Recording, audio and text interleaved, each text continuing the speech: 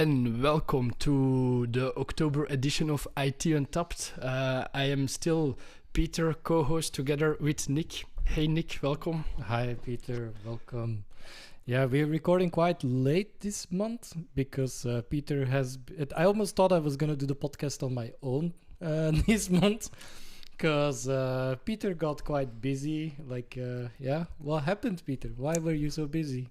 Well, October was extraordinarily a busy month. I have become sick too, and I went away for a few days as well for my football. So, yeah, by the way, I'm not a player, I am a watcher.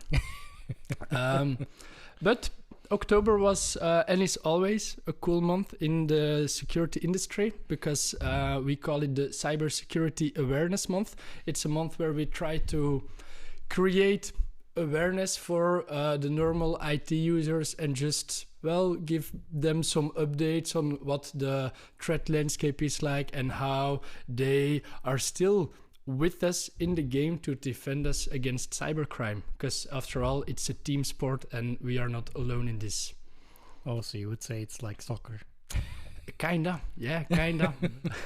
And your weakest link gets exploited, and usually that's the end user. So that's why we kind of need this month. And now, actually, it's set to say that we need it because it should be on everybody's mind every day of the year and not just 1 month.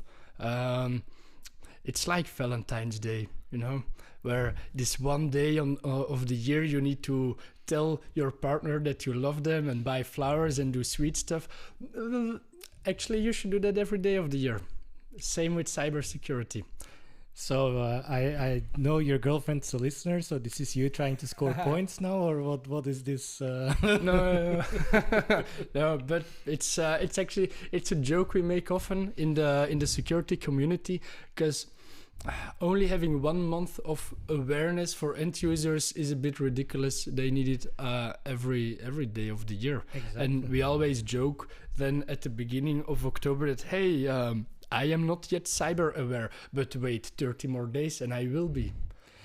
Yeah, but I think that the challenge there is to explain some pretty concept or pretty hard concepts to an end user that just knows, like, yeah, my computer, I can use it to surf the internet, I can do my job with it, and that's about all I know about a computer. But then you can have a hard time explaining, what is or everybody now starts to get aware of what is a phishing email. Mm-hmm. The complexity maybe not as much, but what is a rubber ducky? What is, for the non-technical listeners, a rubber ducky is basically a USB key that they spread around, they leave it on the floor somewhere, and if you plug it into your computer, they got you. You say you're pwned. Well, and technically it can happen, but it's important for us that everybody understands the concepts here and you are just a bit more vigilant in the online world. And let's say that's why we have this podcast and we do cybersecurity awareness every month. Exactly. And at the company we do too. We have this cybersecurity awareness program that every few days, every week, we send phishing emails to our end users ourselves. And it's very important that we keep on doing that. It's not that because we've done it for 3 years that we can now stop it because, well, everybody's cyber aware. That's and they not are how quite it happens. Good, I can tell, because I got caught. Haha. At the moment. Was it this month? No. Like I told you, like it was a couple months ago. Mm-hmm. Because we had a current case or a current problem with our identity provider. There were some strange things going on, or they had an issue, and at that time I got an email similar to like, okay, yeah, the IDP, like the identity provider, did an update of the software, like for the release notes, click here. And I was like, okay, but they did an update, so I need to go and check, because maybe this has to do with the issue that we are seeing. I click the link, and Alarms. It was fake. Nice. And then I was so pissed off because I was in the middle of troubleshooting a P1 issue. Yeah, but that's how it happens. Huh? They play with the right words in these phishing emails to lure you to get you to click on the link, and they try fear mongering a lot and get you in a panic state where you don't think rationally and just click the link. That's the moment, right? If you send to a finance guy at the end of the month when they're closing the books for the month, and you send like, yeah, we have this invoice to pay, click here, or we have this credit note that needs quick attention, and it can be that you're, I don't know, in a rush because you really need to get your work done, and then you click, and then they got you, basically. So that's the problem, right? Yeah, indeed. So, well, we do it continuously, but it's still good to have the month. I think also on a national level, every year our government tries to display a message on Cybersecurity Awareness Month. Do you remember what the message was last year? I do not. I think last year was all about multi-factor authentication. And we will not explain it this episode because we explained it very extensively previous episode. But it was a fun advertisement on television where a guy was trying to enter a castle and he needed to give a password. And the guy was like, password, I don't know my password. Is it password? And then the guard said, well, you also need numbers. So he tried password 1, 2, 3, and then he said you also need a special character. So password 1, 2, 3 exclamation mark. And well, they tried to send the message with humor, and it worked. Actually, there is actually a really funny site on the internet that does the same, where you need to create a password, and every time the complexity goes up and up and up and up, and then your passwords gets so crazy. I will actually link it in the show notes. If I find it again, I don't remember, but I will look it up and I will link it in the show notes. I remember this site as well. It's cool. Fun. It's fun. But we need to stay away from passwords because we already went to passwords last time. But this year, the message for Cybersecurity Awareness Month here is think before you click. And it's nice. It goes back into the phishing emails and how they try you to get to click on the link. Well, think before you click. Makes sense. And it works like what you should have done with the phishing email where you were tricked into clicking on the link. Even if it is applicable to your job and it looks like you were looking into this problem and this is very relative now, it looks right. Try to find the same message via the official website. Instead of clicking on the link, log in to the website where the link is seeming to be from and try to find it via there. Yeah, that's the thing. Afterwards, I also realized that none of my colleagues got these update notice, even though I am not the only administrator for the IDP. No, true. Actually, I'm a backup administrator, but I think the main guy was off at that time. Could be. Okay, but no passwords this time. If you want to hear more about passwords, go and listen to our previous episode. We went quite in depth. I got some compliments that we did some good explanations, even for non-technical people, that they enjoyed the episode. And that's nice, because that's what we try to do here as well. Just explain difficult stuff in human language. Exactly.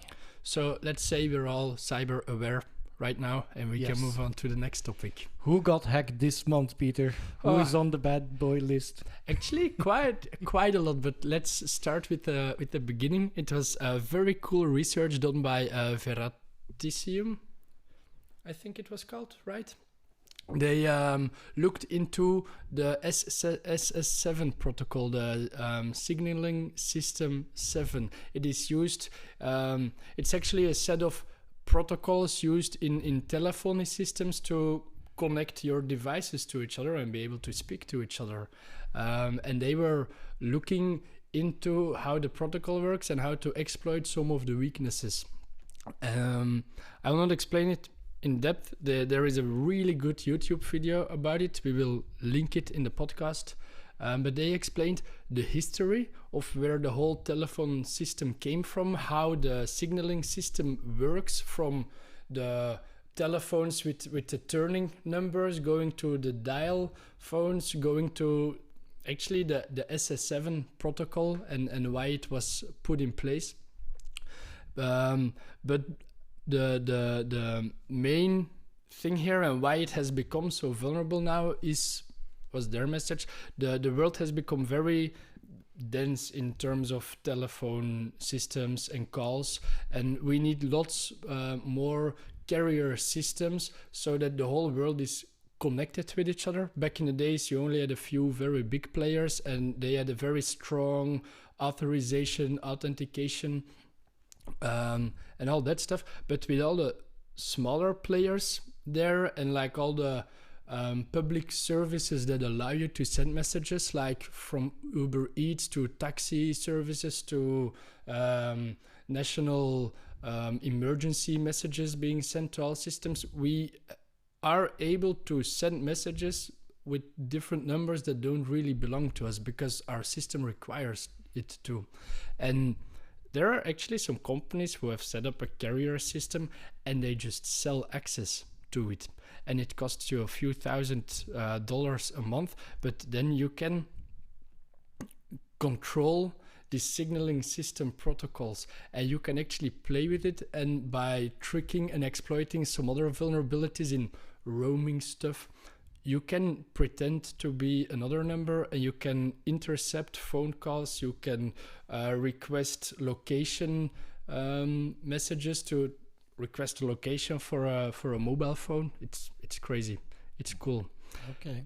And what I really like about this research, we have been saying from the security community for a long time that SMS messages are not safe. They're not encrypted. They're easily intercepted, and we should never ever perform multi-factor authentication through the SMS protocol.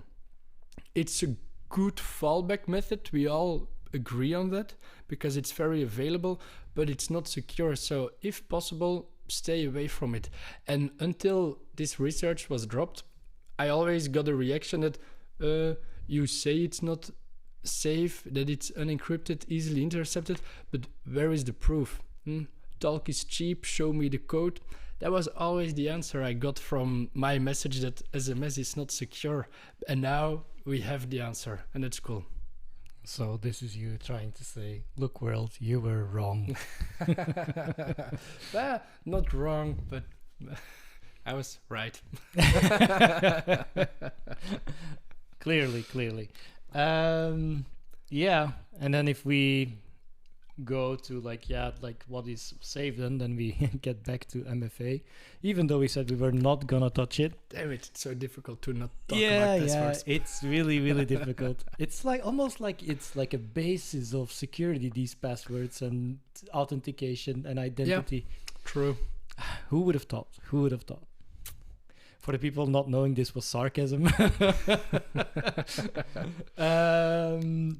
Yeah, so I actually got a nice message today that they are doing they had a preview release in the Microsoft Authenticator. It's gonna now support FIDO2 out of the application itself with passphrase. So that's something to look out to. Didn't have nice. Enough time to read in depth into the article, but it's definitely something we can go in depth with in the next podcast if needed. But yeah, check it out. Microsoft released it. It's on the blog, the Microsoft blog. It got released, I think, 2 days ago, and I only saw it today.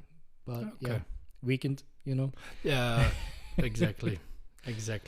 But that's really quite good. interesting. Really nice.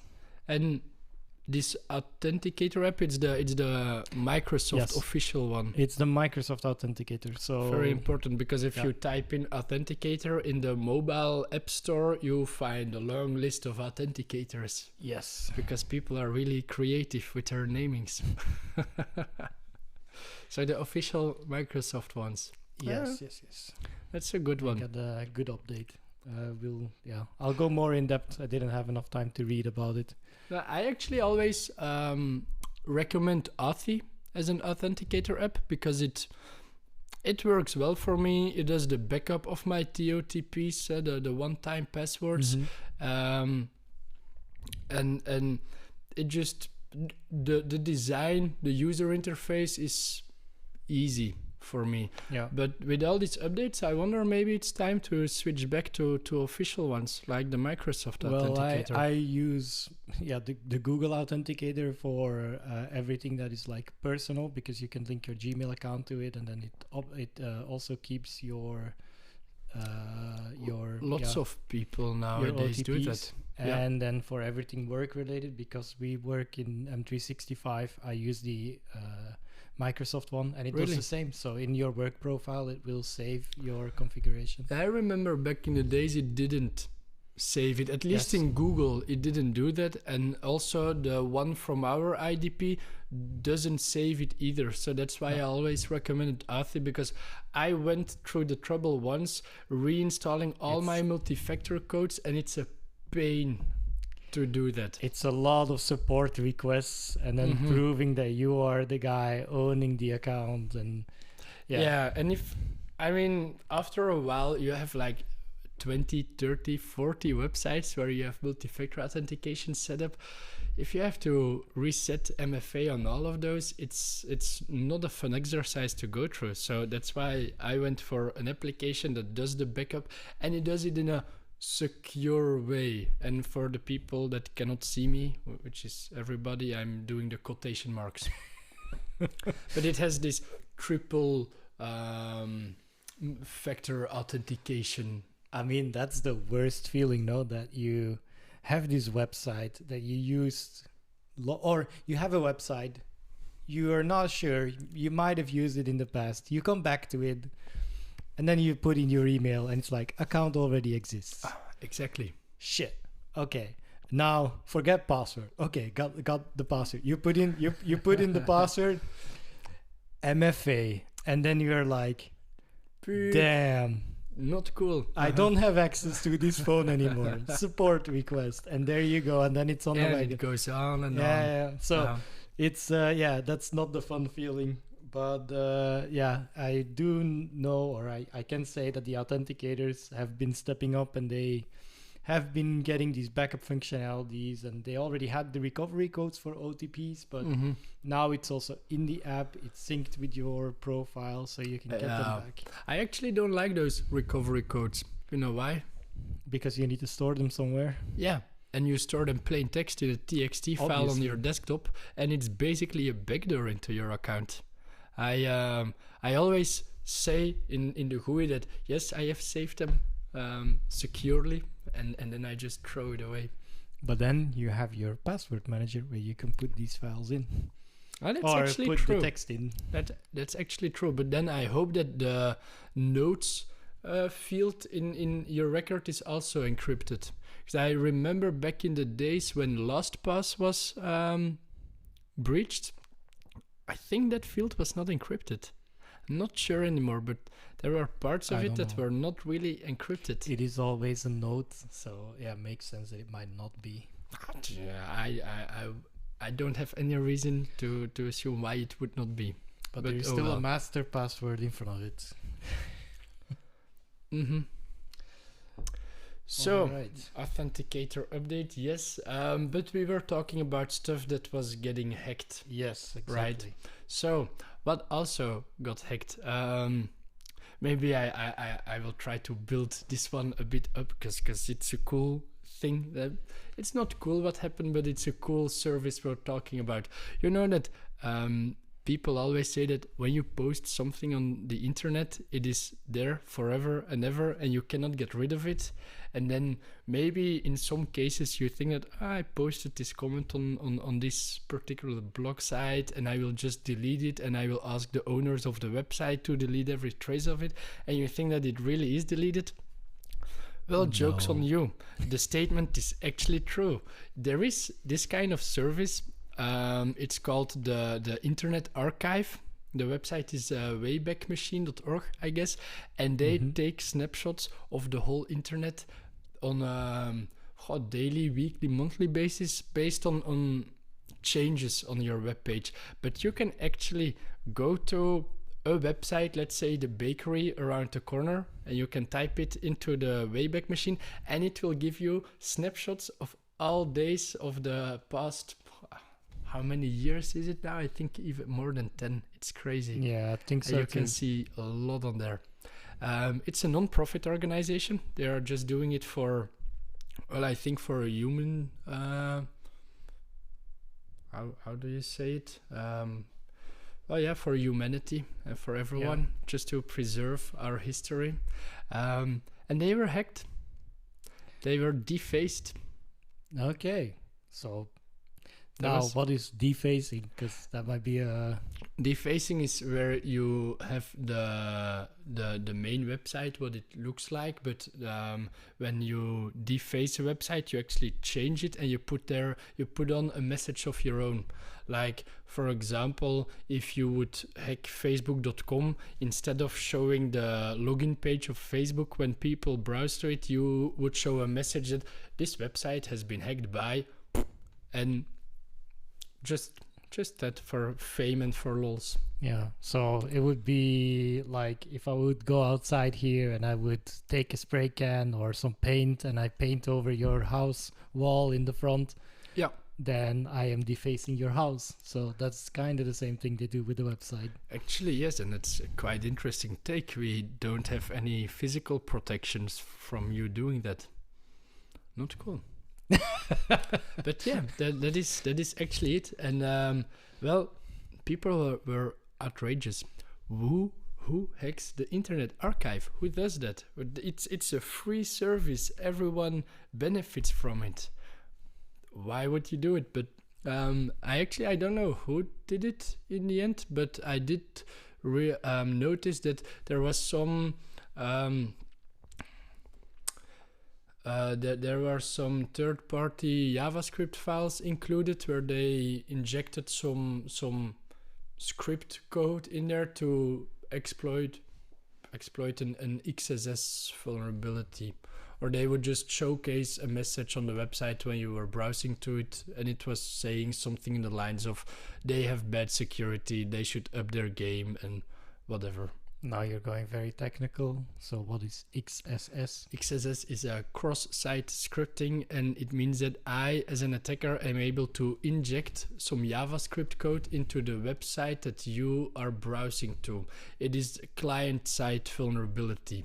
When you browse to a website, your computer asks to the web server, hey, show me your website. The server itself sends back the code of the website, the HTML code and whatnot, and then your client side interprets it, and with JavaScript it can do these cool things as moving pictures or changing things, making the website dynamic. And that all happens client side on your laptop. It's a website on a server, but your browser is doing some dynamic stuff in there. As an attacker, if I am able to inject some JavaScript code into the website, it gets executed at your laptop locally. Actually cool. And actually a friend of mine has started a new company, Seaside, and he's trying to fill the gaps in security to actually look more into client-side security for browsers. Actually cool. So how much did he pay, and did I get my cut? Because those are free plugs here, ladies and gentlemen. That is actually true. But it's cool. No, that's really cool, because I think a lot of research and a lot of attention gets put on the server side of things and the client-server communication, but not server to the client. And what can you do on a client machine? Exactly. We all know that hackers hack websites, and then they try to dig deeper into the infrastructure of the website, try to dump the user database, try to deface the website. But all these things are server-side stuff that they are doing. Being able to execute code client-side, you hack one website and you exploit millions of devices, all the devices that are browsing to this website are suddenly vulnerable to attacks. And it was a very big gap in the security industry. So yeah, kudos to him to trying to fill the gap there. Yeah, definitely. So I think that's about it about stuff getting hacked. No, there is one more thing. And I guess our Belgian listeners will know this because it's been in the news quite extensively. But we've been DDoSed this month. Did you know? The Belgian government. Yeah, actually lots of Belgian websites. I do know, but I only know because you kind of gave me a heads up there. Yeah, because I already sent you this. I didn't even know you were going to put it on the podcast, but here we are. So to give some context, I think it was a couple of weeks ago, 2 weeks ago. Yeah. In the morning, we're like just on Teams, and all of a sudden I get some screenshots sent to me from Peter about some Russian Telegram groups. Yes. With that are like trying to access Belgian government and .be websites, like high-profile websites, so big companies in Belgium, government sites. And I'm like, okay, what are you doing in these Telegrams group, Peter? Are you a spy? What's going on here? I'm definitely not a spy. I am just reading the messages. So Telegram is this platform being used for communication, and the owner of Telegram has been arrested recently because he allows cybercrime and all illegal stuff on his platform, and it's not being regulated at all. But so there are a lot of cybercrime groups sharing intelligence on there, and it's a no-brainer to do cyber threat intelligence, trying to gain some of the intelligence being shared by criminals as an insider, as a maybe a spy is the good word here. So yeah, I just went online. I looked into Google what are some interesting channels here to follow, and I also saw in a blog post that the Center for Cybersecurity Belgium, the CCB, was being DDoSed, and I saw that it was by the Russian actor No Name 057. It's a well-known group that is known to attack nations that are trying to help Ukraine in the ongoing war now. Yeah, just maybe a side note. He's saying Russian actor. He doesn't mean that No Name 057 is an actor on TV or in Russian movies. A threat actor. A threat actor. So what that means is, like, if you have an hacking group or an individual, you can be an actor.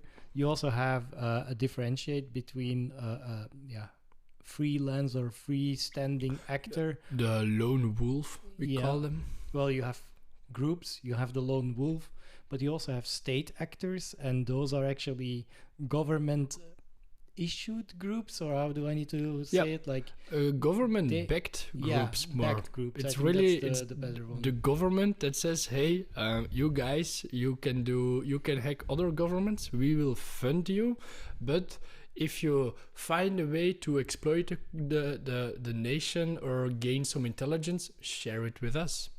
And those are the groups you need to be afraid of. Yes. Big groups or known countries with those kind of groups are the usual suspects, I guess, like Russia, China, the US. They all have it. It's not a surprise, I guess, for a lot of people. I think you would be surprised how many countries have a group like that nowadays. I cannot tell you. I think it's confidential, but it's crazy. It's the next level of war, right? The cyber war. Exactly. It's like every country has an army, people that are willing to go to war with them, and a physical war. But nowadays that is shifting into a cyber war, and well, a lot of countries, a lot of them. And you can see what happens when you can get a system down. Okay, it wasn't as let's disclaimer here, we don't know. We hope that it was just what it was, but the whole CloudStrike stuff that happened a couple months ago, and we covered in the first episode, yes. It had such an impact in the world because companies were just down. Exactly. Hospitals, airlines, all these companies that have a critical function in your society, all of a sudden cannot work and need to be back up, because otherwise you're hurt and you're vulnerable.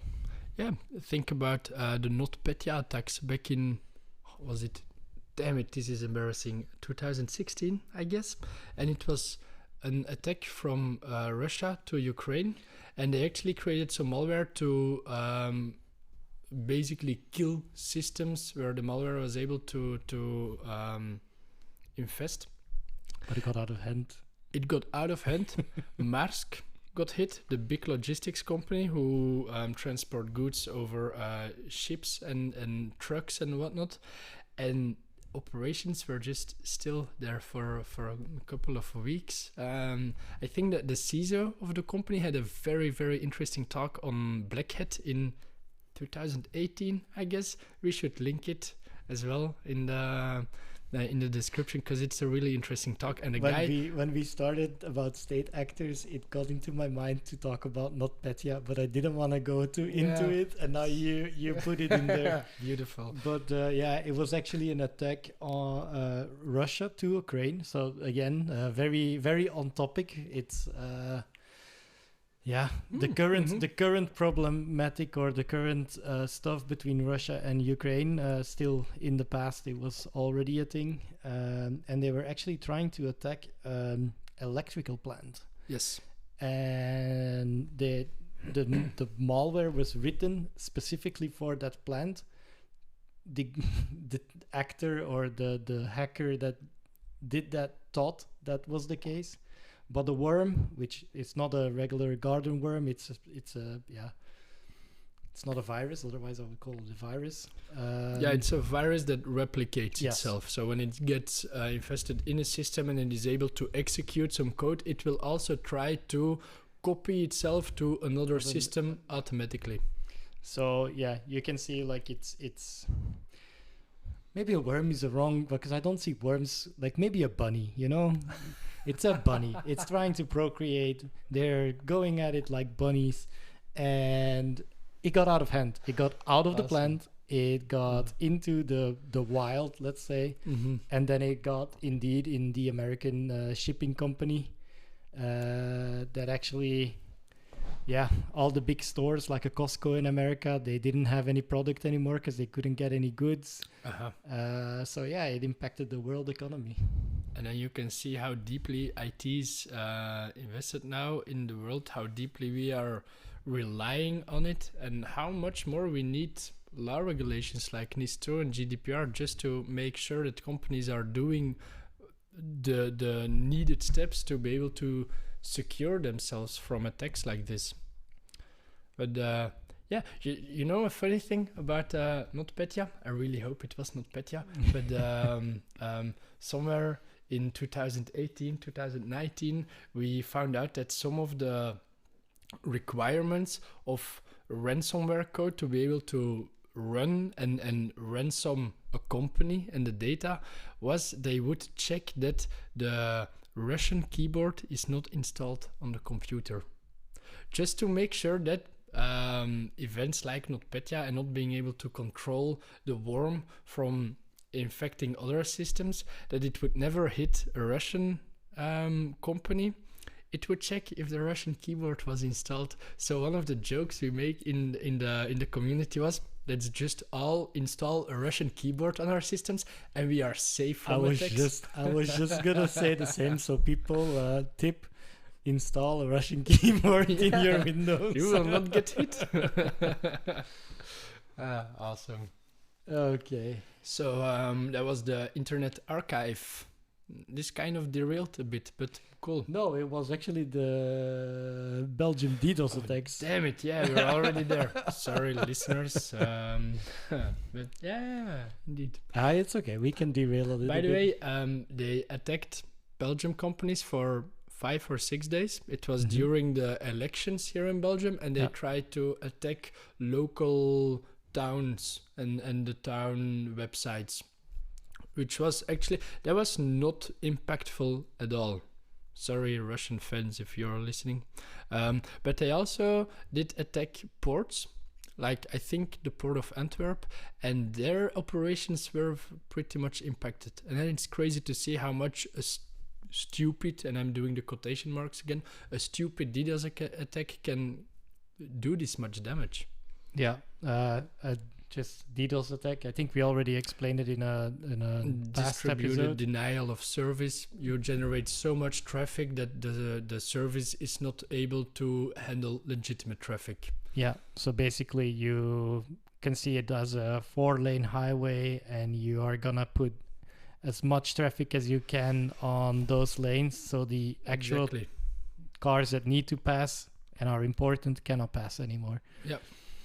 So Nice example. I think I used the example of the door, and you just put 1,000 people that want to go through the door at the same time, and then the legitimate people cannot go through because it's blocked. Yeah, exactly. That's what it is. It's that simple. But then after those 5 or 6 days, they moved on, and then they attacked Japan, and then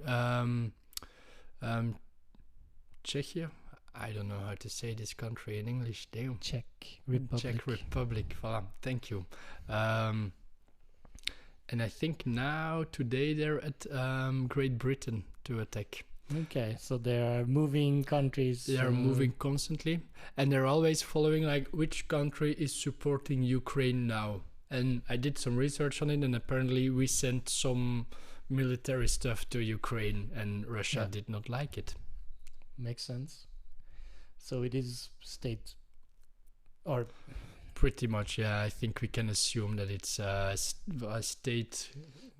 or politically incentivized. I won't say that they support that it's state backed, but there is definitely a political They are factor. hacktivists, as we call it. True. All right. Okay, that So- brings us to the last point of today, actually. Well, and kind of the topic we were gonna go on further, I guess. So last we had it over passwords. Like, cool, that's how you get into your computer. But then, Peter, in a company, Mhm. who needs to be an admin? Nobody. Nobody. Case closed. And security Okay, would be welcome. solved. Thank you. This was the episode. See you next time. No. Okay, all jokes aside, some people need to be admin. Like infrastructure guys, they need administrative access to the servers because they are the one to administer it. Same with developers, they also need administrative permissions on their laptops because they need to install a lot of libraries, and they need to test the software that then afterwards infra runs on the server. So they are usually the ones that need this kind of access, and maybe service desk too sometimes, just to support some things, support software, support the end user, and being able to help them. So admin, it's needed, but it needs to be governed. Cool. The next question. Okay, we have a different kind of administrators, and I will kind of make a note here. Today we're going to talk about your own computer. We went about passwords, that's how you get into your computer. But now, how do I be an administrator on my computer? And being an administrator means you are the powerful guy. You can do everything you want on the computer. Install software, this kind of stuff. It means you are a god on your own laptop. Oh no, because you have God user or power user, which is still a level extra. But there's a discussion to have. In my opinion, if you have administrative access, you have inherently also got power access. Okay, let's for the sake of argument, let's say yes. Let's take the discussion with the administrative access. So yeah, usually how to say this? I think best case scenario, you definitely have your normal user accounts and your administrative user accounts separated. you give a normal user account for normal user tasks on the laptop, and like browsing the internet, opening your Outlook, opening your Teams, that does not need administrative access, so you just open it with a normal user account. And then you have a separate account on the laptop which holds the administrative permissions, and you only use it when you need it. There is this thing in Microsoft, it's called JIT, just in time, and that's actually how you want to implement it. But not everybody does it like this, and some of them give the normal users on the laptop administrative access.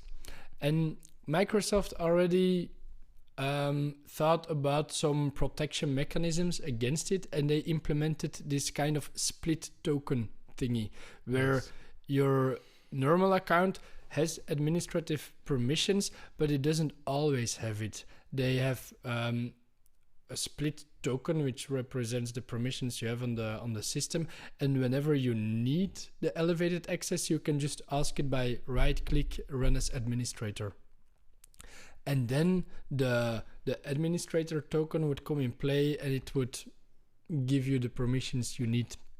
Maybe we should do like a blast from the past kind of thing. Oh, what yeah. do you think? So, okay. All right, let's do this. Administrative access, right?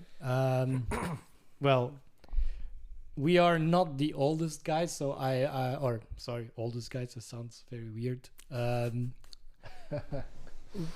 For me, I got into IT specifically when XP, like Windows XP, was the operating system at the time, the version of Microsoft that was being used. I started playing RuneScape on Windows XP, so I was still at home. At home, I had Windows 95, but yeah, once I really got into computers and started to understand more about it, and it was not just to play Age of Empires, I think was the game then. What a cool game. Yeah, Age of Empires 2. Spent a lot of time with my brother playing it. We didn't have any internet connection, so it's totally secure. Yeah, true. It was LAN gaming. But okay, the first computer I got into professionally was XP. Then there you had the administrative user. You could be an administrator on the computer locally. And then how did that work, Peter? Well, you just were the administrator. It was all time, anytime, with every application. And that was, well, not a good approach. No, because the token or the administrative rights were active all the time. So if somebody got your password, which we talked about last episode, they could just be an administrator on your computer and basically do everything. Yeah, they were God mode on your laptop then, and that's what you don't want. And in XP, you had a lot of ways of becoming an administrator.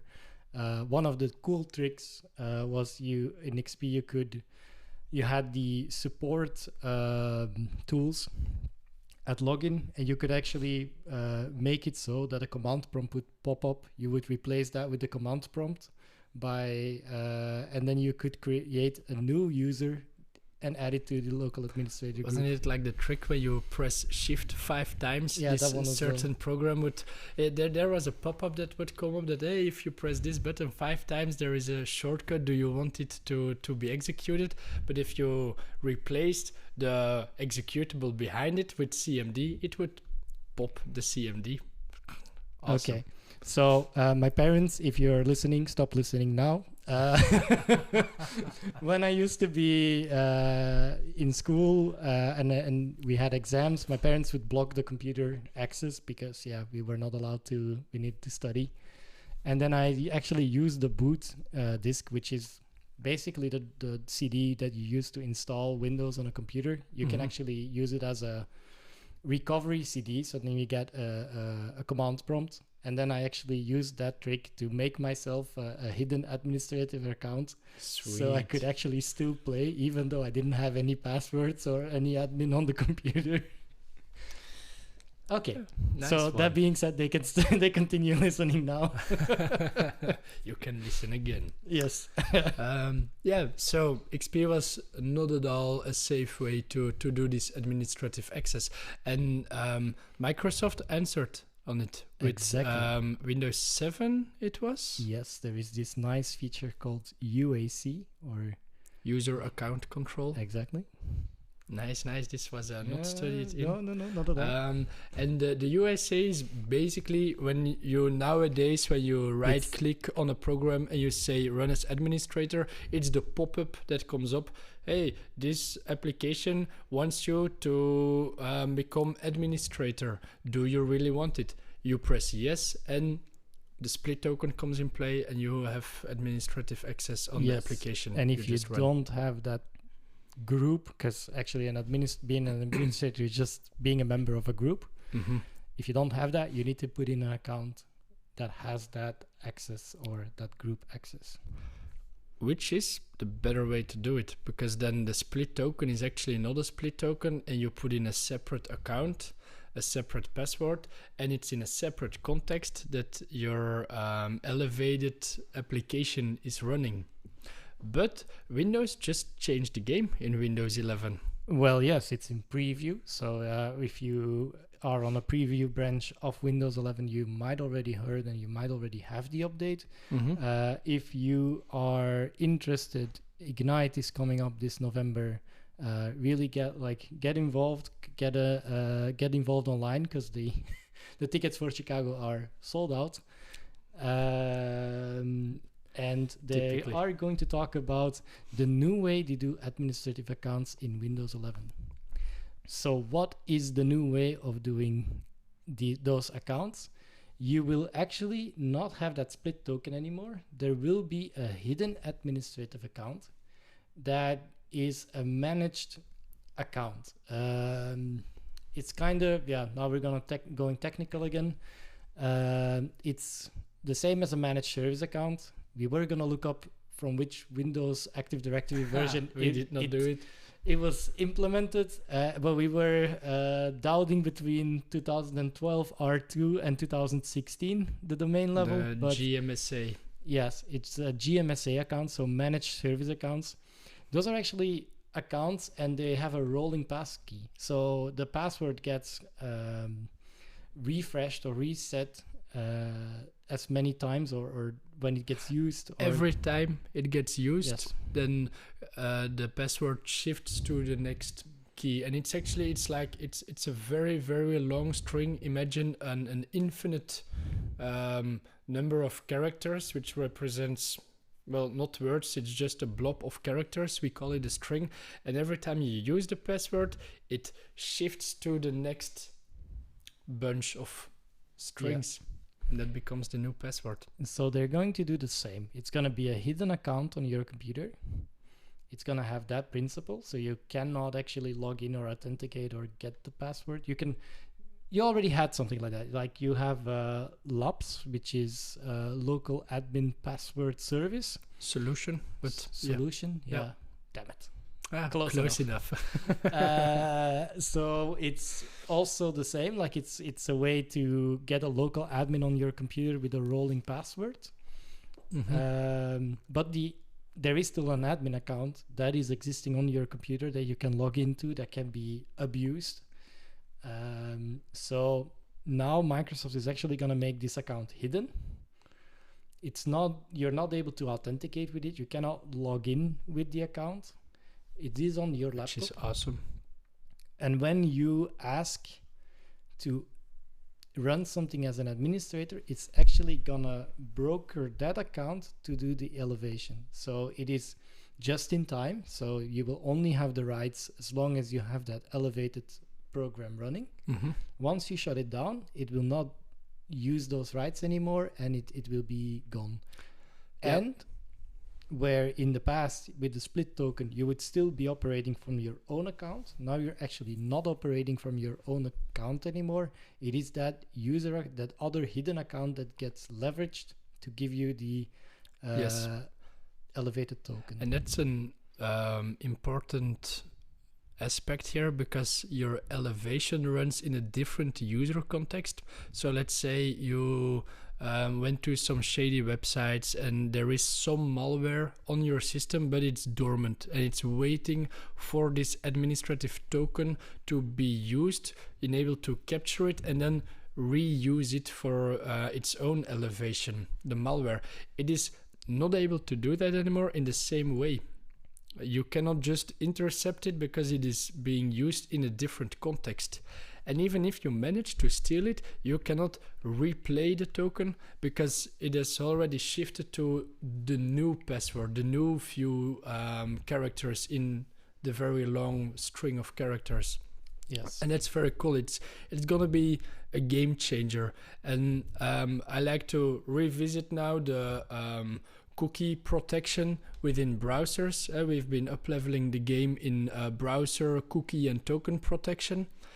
And now with this new administrative, this new way to get administrative access on a laptop, those two combined, we're actually making big steps here in security for just normal user security and normal laptop security. That's a good thing. I'm very happy to see this.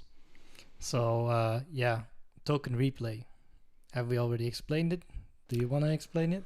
I think we already explained it, but just very quickly, let's say when you log into a website, you put in your username and password, you get a session token back from the website, and this session token represents the fact that you already authenticated yourself and that you can now browse the website freely.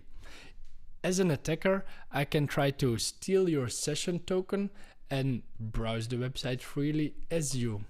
And this is what we call a token replay attack. I take your token and I reuse it. It's like stealing someone's badge in the office. And no, not stealing it, but copying someone's badge in the office, which is really easy to do. The RFID protocol is not that secure. And then I could reuse your badge to enter the systems. You're making it difficult again. RFID is the chip that is in your badge. That's that protocol. I have another one. Like, for example, it could be, I don't know, I didn't have it, but some people have it. Like a tree house, you have a clubhouse, your friends come over, and you have this secret password because not everybody can be in the tree house because, hey, obviously, you need to protect, man, if you have the good candy there or whatever. So yeah, you set a password or a keyword with your friends, like, hey, the password is, I don't know, what's the password? Beer. I was gonna go for treehouse. Maybe that's, maybe beer is not really the. It could be. Treehouse 1, 2, 3 exclamation mark. So yeah, so. And I am not, like, it's Peter's treehouse. I'm not in the cool club. I'm not invited. I don't know the password. But hey, I will go and hide at the bottom of the tree house. And when somebody of his friends goes up and I hear him say the password, I know the password now. So I go up again, and when I knock on the door and they say, "What's the passcode?" I will repeat the passcode, and I can get in as well and enjoy the good food and the good candy. Exactly. They will still kick me out, Broly, but hey, look. You had a grab of candy. I'm already in. You've been there. Voila. So token replay. Token replay. Yes, indeed. Okay. So Microsoft is leveling up the admin game. Mm-hmm. We had hacked websites, the Internet Archive. What was it? The Wayback Machine. Wayback Machine. I was gonna go blast from the past for some reason. That would be another cool name for the service. Blastfromthepast.org. I would go like Back to the Future, the DeLorean. If you do a search, like the DeLorean taking off. That's actually a cool idea. If no, because it will be in JavaScript again to to get that animated. Oh yeah, definitely. Well, how are we doing on timing, Nick? 'Cause Well, we I was also kinda- have to drink beers. I know, that's why I was kind of wrapping up, because we are 54, almost 54 and a half minutes in. Okay, you know what? I'm gonna grab the beers. Okay, and I'll wrap up and maybe already do a little introduction of the beer. Nice. But I'll let you do the review. So we had the Wayback .org for the Internet Archive that was hacked. We had Cybersecurity Awareness Month. So guys, what was the thing? Think before you click. Think before you click. That's the slogan of this year for the cyber awareness. We had the telephone protocol thing that was hacked. I didn't Yes. understand that fully, guys, but yeah.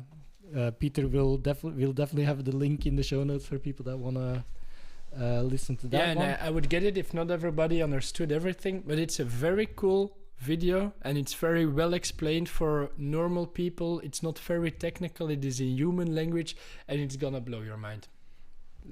Watch it, it's 30 minutes. That is a lot of promises here. It's gonna blow your True. mind. The authenticator update. So yeah, this is in preview. So definitely go and check out that blog post. And we had Russia doing some DDoS attacks in Belgium during the local elections. Yep. And yeah, they're actually moving on to different countries now. So I think that was kind of all we are, and the admin stuff by Microsoft. But yeah, we just covered that. So in the meantime, Peter has gotten us a beer. We kind of had to improvise because yesterday me and Peter met up. We went to a really cool cover band from Pink Floyd. Brit Floyd was it Brit called? Floyd, yeah, really nice concert, very nice. And when he arrived, he was like, "Oh, I forgot to get beer for tomorrow, so we need to improvise a little." So we did. So we did. So yeah, Nick came here with Flandrien Super 8. Yes. It's Belgian beer again, of course, brewed in Haagt, the place where they also create Duvel. Right? No. Am I lying here? You are I am definitely lying lying. Duvel is moordgat. Oh god, this is very embarrassing. Can we redo the episode? So No, so this is Haag Haagt. Brewery. I think their most famous is the Pils, which is Primus. God, I could have sworn. Oh well. No.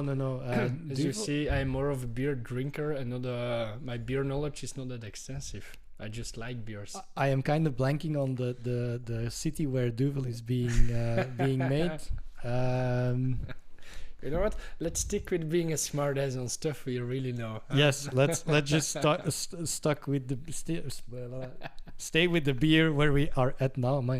It almost seems like we already had some beers, but actually, well, not really. yeah, obviously one, but that's the only one. So Exactly. cheers. So cheers. So Flandrien Super 8, 6.4% from the Haag Brewery. It's a blonde beer. Blonde, yes. Full of character, they say. And it should taste a bit of vanilla, I read online on Untapped.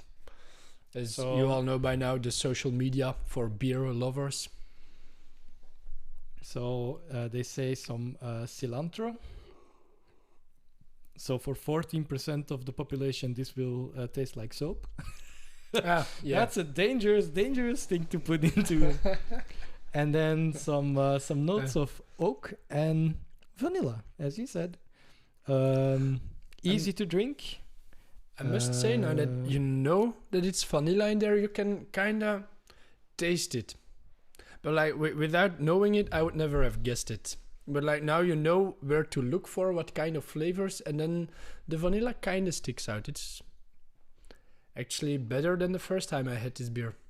Because it's not the first time, so I already had a rating on Untapped. Let's go into that. So Peter, when I arrived, he was like, "Yeah, I already have this one." So yeah, I'm not gonna be able to put it on Untapped. And then he looked up the score. So Peter, which score did you give it? I gave it a 1.5 on 5, which is maybe not... I cannot justify this. It's better than this. I drank it on the 10th of March in 2023. This is so cool. You can just look up all these statistics, guys. Untapped, very cool application. And it was at my home place with some friends, I can see. So it's been all about not really, about a year ago. Let's round up a little. Yeah, because March last year. Yeah. You know what? I'm just gonna post it again because podcast. Yes. And I guess this time I will give it maybe even 3 on 5. This is a kind of beer, if they have nothing else on the menu in a bar, I know I can take this one and it's a safe choice. Yeah, I must say it doesn't have a very outspoken flavor. It's the same as actually the beer we had in the previous episode. The Terdolen Armand. Yeah, Terdolen Armand. If you want the full explanation about that beer, definitely listen to the previous one. But it's very easy to drink, light taste, a good starter beer, you know. A dangerous starter beer because it's not 5%. No, this is not a normal 6.4, so normal it's a little bit pills. heavier. Yeah. If you drink 3 normal beers, you know that you're not wasted, but you're also not sober anymore. You're somewhere in between, in the funny stage. With this, it's more dangerous because it's a little bit more percentages. So after 3 beers, it would be the equivalent of having 4 or 5 beers, and then you get into the stage where if you drink some more, which you definitely will because you are confident, then because of the alcohol, you will get wasted. So watch out, don't drink too much and don't drive while you're drunk. Don't drink and drive. That's definitely this is cybersecurity awareness month. No. It's actually I was writing an article on cybersecurity awareness month and making some comparisons in how we also regulated other industries and other parts of our lives, and drinking and driving is a prime example to do this. Like back in the days when we had 0 regulations on the road, you could drink and drive, you didn't need a driving license, there were no speed limits, there were no rules, and you could just do whatever you want. And in cybersecurity, it's kind of the same. I mean, IT online in general, you could do whatever you want, and only now we are starting to put regulations into place. Yeah, GDPR, NIS. NIS is a perfect example. GDPR also for data privacy, but NIS is more close to our hearts because it's really applicable for infrastructure teams. Yes, so get your NIS audit. How long do you still have before needing to be NIS compliant?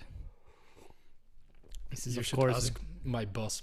I was going to say this is of course a question I put to him because I know that this is coming, but I don't know when we need to be compliant. We had an audit already. I will not tell the results, but it was quite interesting to see the things they checked. And as always, I'm always a bit disappointed by these things because it feels like check the checkbox practice where you just need to be able to show them, yes, I have this in place, but is it really good in place? Does it work? Is it being respected?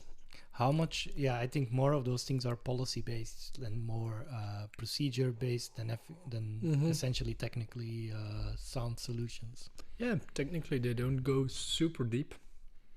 But the podcast is over, Nick. We should talk about beers around. No, I'm completely fine with just having this pillow talk, whatever you want to call it.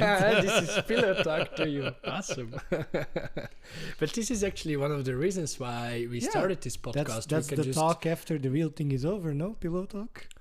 Yeah, that is true. That is, yeah, sure. And pillow talk is important.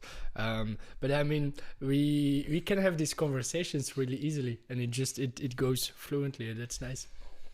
True. Yeah, that's definitely the case.